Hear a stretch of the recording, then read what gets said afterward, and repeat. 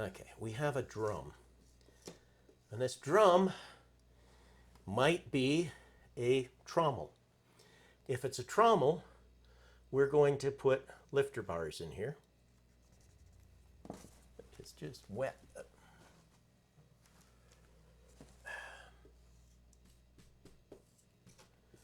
This is just making it horrible for people to watch. Okay, we're going to put lifter bars in here. And they'll go all the way around. The idea is that the lifter bar raises the material up. And this is for a scrubber, actually. I said trommel.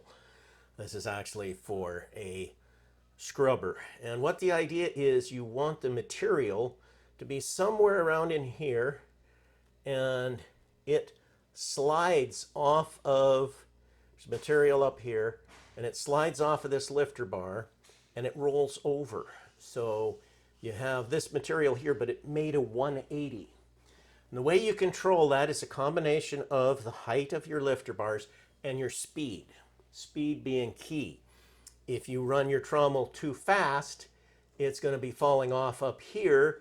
It will still go down in your you have water down in here. In your, you have water retained in here in a good scrubber. So you've got this water that's in there all the time. And so it rolls over, falls in the water, disperses out, gets picked back up. Every time it does that, it agitates it, it mixes it more. Any mixing in here, just rotating around, even without lifters, without anything, it's turning it over, it's getting it scrubbed a little bit. It's still better than a shaker as far as scrubbing things off. But if you can get it to where it comes up here, slides off, and makes a 180-degree turn as it goes into the water, that will be your best. Now, the point where that generally happens with a good lifter bar is around 150 feet per minute. And yes, you could convert that into some other number if you wanted. It's a real number. That's approximately the speed you want on the rim of a scrubber. I keep saying trommel because I build scrubber trommels all the time. And the other point of what this little talk today is about is not a scrubber. And this was from a course I took many years ago. And for, while we are talking about this, for a trommel, your good speed, because I was just talking to a man with a scrubber trommel, that was where I was getting into these two numbers, 180 feet per minute for a screen. I just put them both up here. And 150 for a scrubber. Now, these other numbers, I don't know what the correct number is on these other ones I'm going to talk about here. But it was a real interesting class that I took years ago. And it was talking about grinding. And so if you have, the most interesting one to me was the SAG mills we had. And the SAG mill, you have filled up in here all kinds of balls. And you also have some pieces of rock in here. And it's called a SAG mill because it's semi-autogenous grinding, meaning that most of the grinding is from the material crashing into itself. But they help it a lot with some big balls. The ones that we used to run had 5-inch balls, which is quite common, mixed in with the ore, which had been pre-crushed in a jaw crusher down to 8-inch. And the idea on this, which you do also have some liners in here, there's a little roughness to some of them for lifting, but they're not quite as dramatic as the ones you would have in a scrubber. But the thing that happens is you're trying to get to a point to where the rock has a trajectory to throw across here, and you want it to, that's a little far, actually that's slightly far, but I know that that's the angle where they take off, is near the top. And actually that's kind of where you want the RPM. So they're taking off and they're going this way as it's rotating, and they hit back down into this bed of material. If if you don't get that to where you're hitting into the bed of material, if they're going too slow, they just fall off here and they don't crush the pieces. We had 8-inch pieces coming in. The length of the SAG was, I don't know, it's been a long time. It was less than 10 foot long as far as the area that it's working in. You would have 8-inch pieces you're feeding in here. Very quickly, 3/4 inch or smaller is coming out the other side. Very, very impressive machine. But the key to this, to making it work, is the speed and the amount of material. When I was first up there, I would hear continually this ringing of balls. The balls were hitting the other side of the mill. The reason the balls were hitting the other side of the mill was a combination of speed, but more so, and you see this with a lot of crushing, grinding equipment, the bigger problem that they had was they were not putting enough material in it. They wanted to be nice to it, so they were not putting much material in it, and they had lots of balls in here, but not much material. So instead of the balls moving with this stuff and giving it a little bit of something guaranteed to be able to crush against, it was the balls coming up here crushing against beating against the liners on the other side, and the liners were wearing out quickly. And they had a man come up to the mine that was very versed in running these things, and he gave 2 or 3 day class on grinding. And I loved all those classes they used to give us there. Most of the guys thought they were just boring. I thought they were great. I loved that. I get paid, and I get to escape the work, regular work, and go, yeah, it was a good class. Anyway, I just wanted to bring down the basic, core, important parts that I took away, my takeaways from that class. One of them with the SAG mill. Now, an AG mill would be autogenous grinding, and it's the same thing. Works the same way, except you don't have balls in here to help you. It's just totally rock crushing on rock.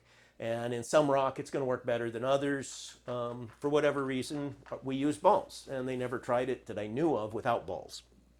So, also for the liners, your liners can be hard steel or they can be rubber. From what I've seen at various mills, the rubber ones generally work better. They hold up quite a bit longer than the steel ones.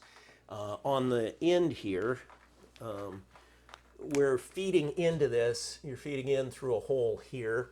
This, the very outside of it will be like 45 foot in diameter, and here where it's inside is probably 38 foot in diameter. So fairly big drum. The opening is going to be 6 foot, give or take, 5 to 6 foot, somewhere in there for the opening. You have a hopper that comes in here, dumps the stuff in.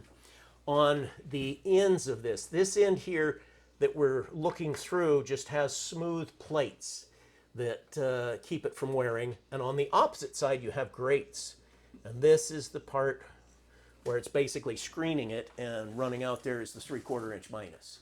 If it's over 3/4 inch, it stays in here and gets beat up for a little longer till it can go through the grates. And that is a SAG mill. Like I say, the speed, you're trying to get it so that it's flying across and crushing. Now, in that same thing, we had a quite similar part, but not the same. So most of our drum is the same, except for we're going to change our scale now. It's not 38 foot across. It is now 8 foot across. So it's a lot smaller. And we're going to have balls in here, but these balls are 1 inch diameter. They're a little bit smaller. And we're going to fill them in here, and we're going to fill in some 3/4 inch rocks in here. And little pieces of sand too. Okay. The key to it here is, for maximum efficiency, we want to pick up a bunch of material that comes up to here and rolls down itself. And it just comes up and it rolls down, and it just keeps just rolling. The more rolling and moving of material on material and the balls on the material, the more it will grind into little itty bitty pieces. At this point, we're trying to get it down to, I don't remember, 50 or 100 mesh, somewhere in there, but we're trying to get it down fairly small. We would get down in the 400 to 800 mesh with a tower mills is what we used, which was another type of grinder. On a tower mill is a screw that screws vertically. It screws the balls and the material up, and they fall back down in tracks outside of this big screw. And that's another one that they were having trouble with early on because they weren't loading it enough. It was damaging the upper bearings because since they were trying to be nice to it and not putting enough material in it, the bearing only really held against the screw pulling down into the material. And since it didn't have much material in it, it would get to bouncing up and it would tear up the bearings. They finally figured out the key was to use the machine. And that's why I say a lot of this stuff. It's meant to be used. You will actually damage an awful lot of this heavy equipment of this type, grinding and milling equipment, by not giving it enough material to work on. Another one that you will just tear up is a impulse crusher.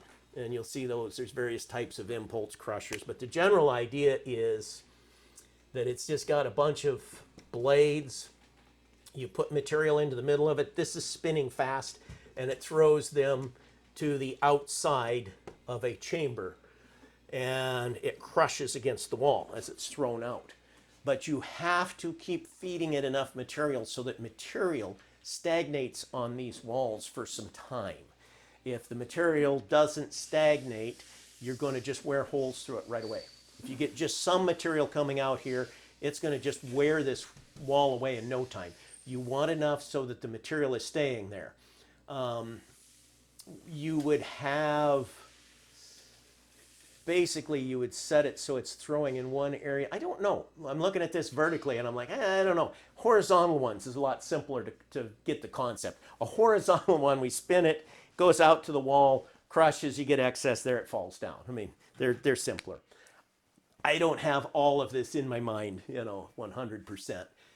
And I wasn't even thinking about talking about the impulse. I just wanted to talk about the scrubbing in a trommel versus the crushing in a SAG. And you will damage a trommel that way too. If you turn it too fast and you're bringing material up here and throwing across to your other side, you don't have any protection over there. There's not that much material you're carrying in them. You can damage your trommel. The more common one you see though is people just bringing it up here and it kind of trickles over and kind of rolls, but it doesn't make a nice turn. They're turning it too slow like a ball mill. Yes, it will wash stuff and it will do things, but it doesn't do it as quickly as if you can bring it up here, turn it over, and have it in this bath of water. And how do we get that bath of water is the question too. Well, we're talking about, I was going to do one all in trommel, so I guess this one's kind of more on trommel scrubbers at this point. How do we get that bathtub? Well, we have our trommel drum. We're looking through the side of it now. We have a feed in here, and we're feeding in with some kind of a chute, and the material that feeds into here falls off, goes down here, and this ring keeps it from coming back up, plus we have gravity. And then what we will also do is we will down here a little ways. We don't want this so high that the water level is a problem, because we want to have water in here, but we don't want water coming back over our retaining ring. We want things going downhill. And then we will put another ring in here partway down. So we'll get another second. And the reason for this is, well, you can blast lots of water in there, but by putting in a scrubber, and most people have a hard time getting enough water where they're working. By putting multiple retaining rings in there, you hold the water especially and the material back a little bit so that it gets to fall in this bathtub and you get to keep reusing this water. Instead of just spraying something once, you get to really make nice mucky mud with it first. So up here you have just slop. You've just kind of wetted the stuff and it's glopping over. This right here, you have mud with some rocks, and the mud is grinding on the bigger rocks going around, knocking pieces off of them. And then down here, you're starting to have pretty much water with rocks laying on it, and then you come back to your end part here, and we would have a screen in here, which there's a lot of different types of screens, but some kind of a screen in here. And we'll go ahead and we'll do a end view here of ones that I normally build. Screen section. You'll have an area like this, and then you will have, these are actually bars with some thickness to them. And the point being in these is that material can flow in between these bars inside the drum. And then you will put spokes in here, come out to a larger diameter, and out here, and this will actually be your screen with fine holes in it. So the bars are first in the drum, and then you have the screen, which is further out here. This is actually where your screen is, out here. And inside of that would be your bars. And you'd have coming out here to a larger diameter again. And you can see this on our video of Trommel running. You can see pictures of one actually running that's built like this, which might make it a little bit more. It's not running as much material in the video as what it should, but it is running and showing water and spray and stuff. And another thing here, when you're doing your retaining rings, cut just a little keyhole out of these in a couple places so that some of the water and smaller gold can travel through. You'll get it, for the most part, it picks up and goes over, but that little keyhole, I've never seen one hold a bunch of gold here because there's enough rocks and things tumbling over. It just makes me feel good to have a little bleed hole there so that I know if there's a fine amount of gold, you know, some fine gold that's tracking in there, it will travel down. And of course, this is all inside on your liners. Outside, you're building a trommel. You have a lot of trouble with a trommel. You're going to support it with some kind of wheels on this drum here. And the drum will just egg shape. I've worked with 1-inch thick drums we've used, and it's adequate, but it's not as good as a different trommel that would be built with some kind of a support around here. You can build they use upside down channel a lot of times and roll it. That's not real strong. The bigger, higher out you get from inside to outside to where your rolling surface is. And I could have just drawn it further out, but I wanted to do the upside down channel as a common one, and then they wear on the channel. A replaceable wear surface here is good. You notice that I put this where I already had a retaining ring inside. So that retaining ring inside braces up, plus your outside structure going to where your wheels are going to be. The bigger you can make your wheels for diameter, the better it is for holding load. And then of course you're going to have some kind of bearings out here. Those are precision bearings. And one that I have gotten to lately, you can use, and I have done several times, real common, you can use Caterpillar rollers on here. You know, just cat dozer rollers, turn all the grooves off, make them smooth, and let it roll on that. You notice that this drum is going downhill. You will want to also, somewhere in here, have a thrust ring and a wheel that goes the other way. And again, we have precision bearings. And there's different things you can do with putting those on angles and fine details that do make a difference, but something to keep it against the weight so that this doesn't just fall downhill. If you get these crooked, they can even a lot of times get your drum to want to walk uphill if your wheels that it sets on are crooked too much. But you don't want that. Don't try and make these crooked to hold it uphill where it's not, you definitely don't want it pulling downhill against a thrust wheel, but you also don't want it working uphill and wearing everything out. That's not real good. And I forgot I was going to do some welding before noon for you. Yeah, we didn't do that yet. No worries. I can come back tomorrow. Yeah, come back tomorrow. Is that good? Yeah, that's good. Cool. Yeah. Okay. We'll have a video of welding it actually, because people don't do oxyacetylene welding too much, and that's what I figure will be the best for fixing it. Interesting. Well, you have to tell me about it. I don't know anything about welding much. Oh, we're Howie's Machine Shop on YouTube, all one word. Really? Yeah, we've got 700 videos up. Well, And yeah, and I know I realize why that's cracking at that point, which, like I say, we'll fix it reasonable, and it's going to eventually break there again. But it's because that's where the plate is doubled. You know, you've got the doubler on the inside where all your shaking assembly is mounted to, and then you've got the thinner steel. Oh, and it's always going to bend and at the thinner part. And we'll put a weld on there, and the weld will go to both the thin plate and the thick plate. We'll grind that out a little bit. We'll weld them both together.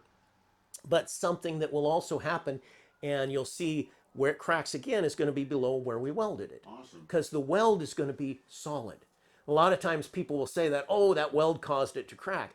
No, the place where it's going to flex is the weaker part, which is going to be below. Right now it's below the weld that was there, and it will be below the new weld too. Cool. Well, you're thinking about it. See, like an engineer, that's pretty awesome. You know. Yeah. Sounds like my dad. He was a machinist, you know, so he. He would talk like that. So. Yeah. What kind of work did he do? Well, he started out as an engine fitter, like in the trade system in England, as an apprentice, and then. He actually taught himself how to draft, and then he became an engineer, but he never went to school. He became an aerospace engineer, but it was all self. You used to be able to do that. Yeah. Are you still filming? Oh, yeah. But he was from the older generation. I thought this is interesting he passed too. away a long time ago now, but he would talk like that. And sure. Yeah. No. By the time that I got to where I could have, and I really don't even want to play the game. There's a lot of legal reasons why it's just as well if you're not legally an engineer. Yeah. But when I was doing that, and I'm a 2-time dropout from engineering school, but when I was working you couldn't do it without getting a degree and without working underneath somebody. But you used to be able to just prove that you knew stuff and go take a test. That's what he did. Yeah. And then the interesting thing with that is once you have an engineering license, you get to go work in other fields that you haven't studied officially. So there's some gray area there where it's all a little squishy too. Yeah, interesting. Well, tell me about the oxyacetylene. I got to drive down to Toke to pick someone up, but yeah, I'd like to hear about it. Yeah, well, we'll talk about it when we put it on the video. Which this reminds me, I got to do that. Yeah, awesome. Today. Along with, all right, thanks, sir. Hey, I appreciate it. Yeah, we're talking about trommels here right now. Oh, right. Doing a discussion on trommels and screens. Wow. Okay. Yeah, so don't get Jeff Keener started on it. Because he'll talk to you for hours about it. Yeah, we've talked a lot about them. Yes. Yeah, he talked about trommels. He said you want a fatter but shorter trommel to increase your screening area, is what he was telling me. For the key is, and it depends on your material. If you have really clay material, you want a long trommel, okay? But fatter is always better. Bigger diameter always wins. I don't care what you're doing, and bigger diameter wins. It's just that simple. You get more area for the material to scrub in. You can put in bigger material.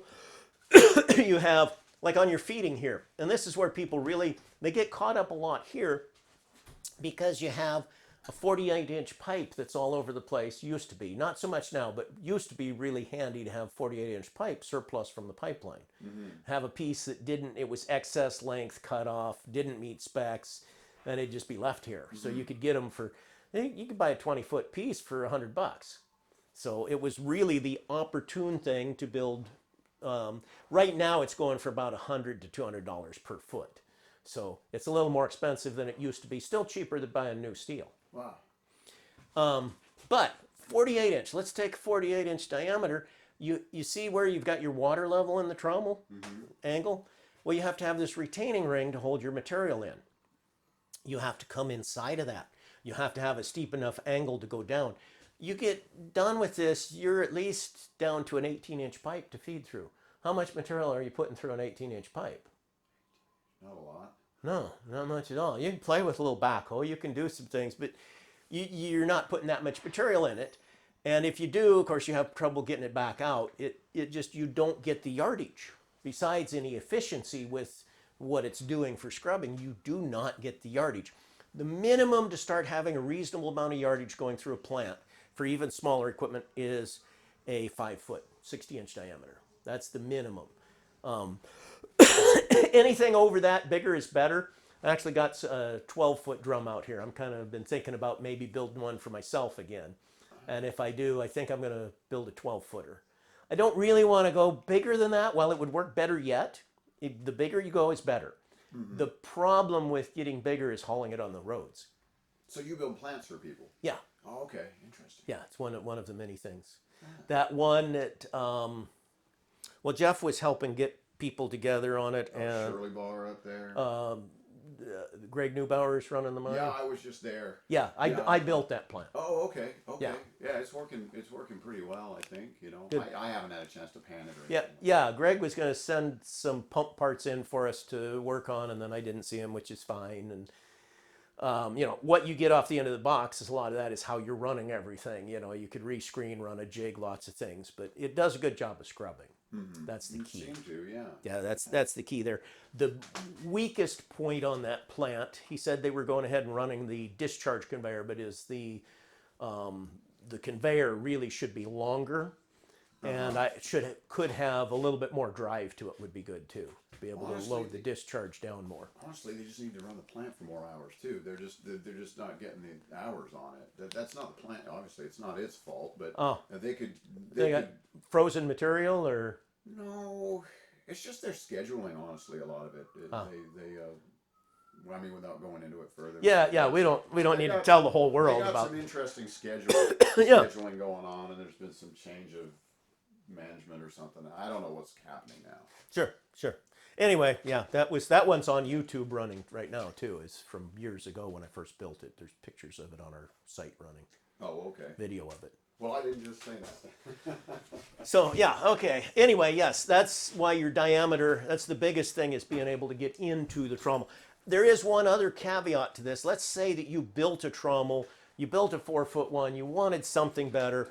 You could come in here with like a 30-inch diameter, which would let you start getting a little bit in there and come flatter. And what you do is you make an actual pressure seal. Now we need another place for some clean water to purge our pressure seal so that it's not just grinding away. But you make a seal on here similar to what you'd have on a ball mill. And then you could feed more through it. All in all, it's better to use a bigger drum. But if you've already built everything wrong and you need to build more, you can cheat it a little bit by redesigning a seal onto there. Pressure. You mean just to hold the weight of the... Well, to hold. So what you do, instead of having where this and it can come back, see what we're doing here is we're trying with that gravity, with the gravity there, and we're trying to keep it from falling back out here as you're putting material in, because they're not touching each other. So when you have a pressure seal, you actually have a sealing surface in here, and we have a pipe that's not quite so angled here, so we can have it bigger. And then we feed into this, and it won't come out here. So if material is working its way and continually setting here, it's not going to come back out the drum. So you can put more material in here and let it fall in. Where when you have just the piece of pipe coming in here on an angle, you can't, if you feed too much, it's going to fill in this here and come back out. Oh, yeah, you're going to lose. Yeah, you can't feed that much to it. You can't fill this whole pipe. You have to have it so that it's rolling in this pipe and coming down the bottom. Got it. But that's still, the better thing is to have a big one. I mean, actually we get, let's upsize this whole unit here. So if you made it up exactly, there's going to have to be a slip surface around. Oh yeah, no, there's quite a bit of designing to it. It's and work and replacement parts, and you need purge water, and I don't recommend it. I'm just throwing it out there as a, if you did already spend $200,000, because I know a guy that actually spent that much building a 4-foot trommel, and it's floating around here somewhere. It's the nicest 4-foot trommel I've ever seen, but you still have the problem of it can't feed that much. Just can't do it. I recommended him, and anyway, that's all history. Doesn't matter. But let's imagine all of a sudden that this is a 12-foot trommel. So now we got a 12-foot trommel. Well, now we can come in here. If we look at the front of it, and it's round. As you can tell, it's absolutely round. It's 12 foot, and we have a little ledge here. And that's going to be a, let's say, a 10-foot opening. Well, we can come up a little ways, and just with a square sheet on the bottom even, I better make that round so the difference is shown more, because that is just with a square sheet. You can come in and have a big place and you can dump right into that. And the reason being why I say that is when you were in here, you have to have a hopper up above this pipe that's going in there. Where when you can do this, you can have just a straight pan and dump your bucket directly onto it. So you actually have got a lot lower place to dump in a bigger trommel. If you had, let's imagine for a second that you had one that was 20 foot, you could just walk up with your loader and just dump in the end of it. You don't even need a chute. The hop, it would be going over the top of your loader. So straight into the trommel. Yeah, you just put it right into the drum directly. Oh, interesting. But you're not. Do that. No, I've had lots of people talk about it. I have a 12-foot drum out here. I don't think we would dump directly into it, but it's still the same thing. You can get a lot lower with where you're feeding in than with another one where you have to have this drop coming out of a funnel. So higher angle, bigger diameter, you're saying, so you can go right in. Well, bigger diameter, and actually you can get by with a lower angle because you're just coming right into it. Okay. You don't need to force it through a smaller opening. Anyway, that was I don't know where we were yet generally overall here. Got to talking about lots of other ideas on it, which are parts of Trommel. Thrust wheel, rollers, different screening. Oh yes, and part of the screening is the speed that it runs at. An ideal screening speed is around 180 surface feet per minute. But for your scrubber, 150 is better. And that was one of the other advantages that I was wanting to make out on the video here of doing this double deck, because your inner diameter is where your scrubbing is. You have these discharge bars, which are very, very effective screening. So even though they're turning slow, they still let lots of material through easily. Then with that material out of the way, those bigger pieces, this would be like a 2-inch opening between them. Those bigger pieces are not blinding the screen. When you have big pieces on a 3/4-inch screen, a big piece laying here will block a lot of the screen and make it very ineffective. But if you've taken all the 2-inch pieces and fed them out of the drum first, then this 3/4-inch screen is what I most common use, will have a lot better chance to let the material come through.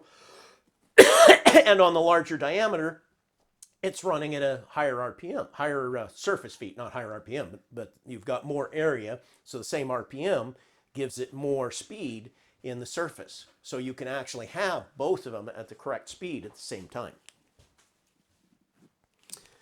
So that's Trommel. Yeah. What we got out here is actually another, and that's why we go out here and we look at this little welding piece that we're going to weld on.